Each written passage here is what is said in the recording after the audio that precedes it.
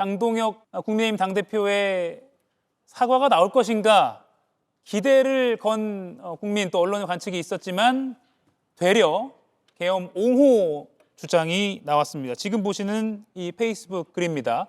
의회 폭거에 맞서기 위한 계엄이었다라고 했습니다. 김유정 의원님. 네. 윤 전 대통령 논리를 답습했다 이렇게 봐도 되겠죠? 판박이에요. 예. 판박이고 거의 요즘에 복붙이라고 하잖아요. 복사해서 붙인다고. 예. 그래서 과거에 그 리틀 MB를 자처하면서 출마했던 의원이 있었거든요. 당시 한나라당에. 근데 지금도 의원이긴 합니다. 다른 곳에서.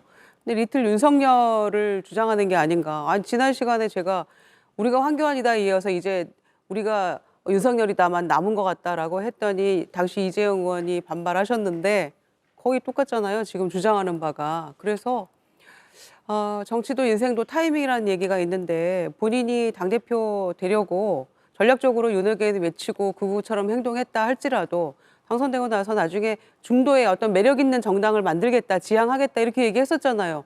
지금 모습은 완전히 당시 전당대회 때 했던 이야기들이 진심처럼 느껴지는 모습이잖아요. 결국에는 개엄 1년을 앞두고 사과를 한 해 만에 그런 정말 이른바 허접한 논란에 휩싸여가지고 국민들의 공분을 사더니 국민들이 누가 꼭 사과해야 됩니다라고 요구한 것도 아니에요. 내키면 하는 것이고 아니면 마는 것인데 정말 그 반성의 그런 마음이 있다면 하는 게 마땅했겠죠. 그런데 결국에는 적반하장격으로 다시 지금 남 탓을 하고 당시 민주당 탓을 하면서 이런 식으로 나온다는 것은 본인이 얘기했던 중도 매력 있는 정당은 그냥 포기한 셈이 되겠죠. 예. 국민의힘 홍석준 전 의원 의견을 좀 들어봐야 될 것 같아요. 어제 사실 했으면 뭔가 외연 확장에도 도움되지 않겠냐 이런 관측도 있었는데 오히려 옹호성 발언이 나왔어요. 근데 지금 국민의힘 내에서도 이 부분에 대해서는 좀 다양한 이야기가 나오죠. 예. 소통관에서 25명이 이제 사과를 했고 또 송은석 원내 대표도 또 장동혁 대표하고는 또 약간은 또 결이 다른 그런 또 이야기도 나왔습니다. 아니 그 헌법재판소에 보면 비상계엄 자체가 국가 현직 원수로서 잘못됐다. 그래서 탄핵을 했지만 그럼에도 불구하고 또 민주당이 국회에서 입법 폭주를 하고 또 29명 이상의 장관을 탄핵하고 또 예산에 대한 어떤 사상 최초의 어떤 수정 예산, 어떤 감액 예산으로 사실상 국가 마비를 시킨 그런 민주당의 책임도 헌법재판소에서조차도 인정을 하는 사항입니다. 그렇기 때문에 이 부분에 대해서 장동혁 대표도 민주당의 비상계엄이 유발한 그런 어떤 책임을 강조한 것이고 또 여기에 대해서 비상계엄이 결론적으로 국민들에게 많은 불평과 그리고 고통을 준 것에 대해서는 책임에서 벗어나지 못한다, 무한 책임을 진다. 또 이런 이야기도 지난 금요일 날 대구 집회에서 했습니다. 그럼에도 불구하고 장동혁 대표가 강조하는 것은 지금 이런 어떤 과정에서 탄생한 이재명 민주당 정권이 우리 대한민국의 미래를 위해서 일을 잘하고 있느냐? 그렇지 않고 지금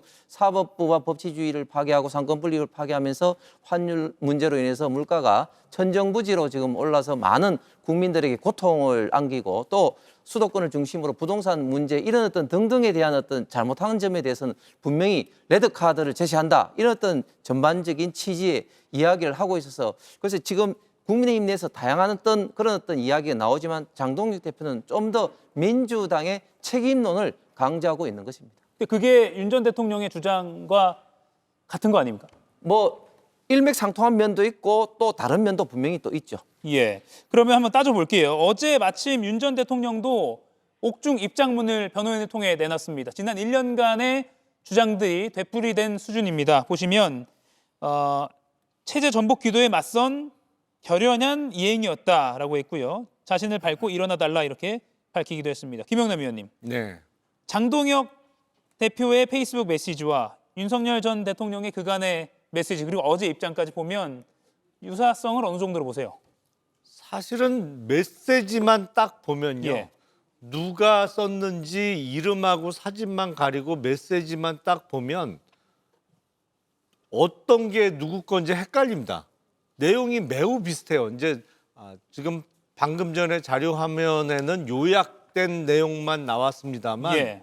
이렇게 긴 문장을 다 두 개를 다 놓고 보면 정말 유사해요. 내용이 거의 진짜 복사한 것처럼 비슷한 부분이 너무 많습니다. 근데 저는 정당이나 정치인이나 이게 억지 부리면 꼭 망합니다.